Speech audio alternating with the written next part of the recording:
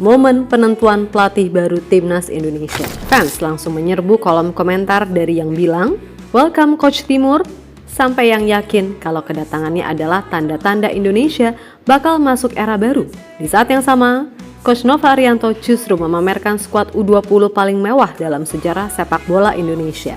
Pemain-pemain yang baru pulang dari Piala Dunia U17, yang menembus level tertinggi, yang sudah terbentuk di bawah sistem disiplin Coach Nova. Semua akan naik kasta ke U20. Ditambah Nova akan mencari pemain diaspora dengan kemampuan di atas rata-rata. Ya, Indonesia punya misi besar. Indonesia harus bisa lolos Piala Dunia di tiap kelompok usia. Ini adalah kebangkitan generasi, integritas pembinaan, dan kemungkinan Indonesia punya jalur World Cup yang berkesinambungan. Dan inilah cerita besar dimulai. Kapaze datang, Nova memamerkan skuad, dan Indonesia bersiap membangun generasi emas yang tidak putus lagi.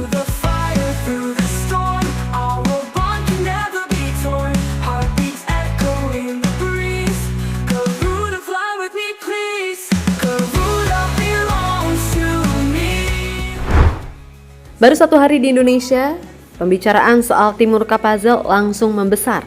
Awalnya, ia memang disebut datang hanya untuk berlibur. Jakarta, Lombok, Bali.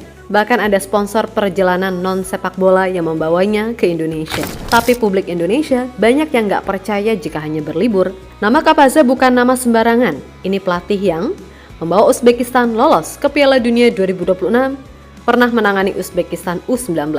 Menaikkan kualitas Uzbekistan U23 dan tim Olimpiade, dan dikenal sebagai pelatih dengan fondasi pembinaan pemain muda yang kuat. Jadi wajar kalau begitu ia tiba, ribuan fans langsung merasa ini adalah sebuah kode bagi sepak bola Timnas Indonesia. Apalagi sekarang kursi Timnas senior lagi kosong. Setelah Patrick Kluivert pergi, PSSI sudah mengantongi 5 nama pelatih yang akan diinterview minggu depan bersama Exco dan Direktur Teknik Alexander Sweers. Tapi semua nama masih dirahasiakan. Dan di tengah rahasia tersebut, Kapaze justru muncul ke Indonesia.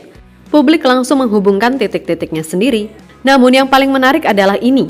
Jika Kapaze terpilih, ia bisa menghidupkan tradisi emas yang pernah membuat Indonesia terbang tinggi. Tradisi yang dulu dibangun oleh Luis Milla dan Shin Tae-yong. Dua pelatih ini membawa sistem yang sama. Mereka melatih tim senior U23 bahkan U19 sekaligus. Kenapa itu penting?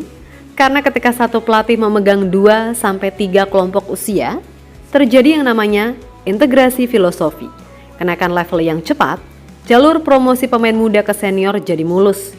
Semua generasi bergerak dalam satu arahan yang sama. Di era Shin Tae-yong, hasilnya sangat nyata. Indonesia bisa masuk Piala Asia di 3 kelompok usia sekaligus. Satu visi, satu sistem, satu pola permainan. Dan Kapaze punya rekam jejak yang sama persis. Ia biasa memegang U19, U23, Olimpiade, dan senior. Ia membangun Uzbekistan dari bawah sampai ke panggung dunia. Karena itu, banyak yang percaya. Jika Kapaze benar jadi pelatih Indonesia, ia bisa mengembalikan tradisi emas itu.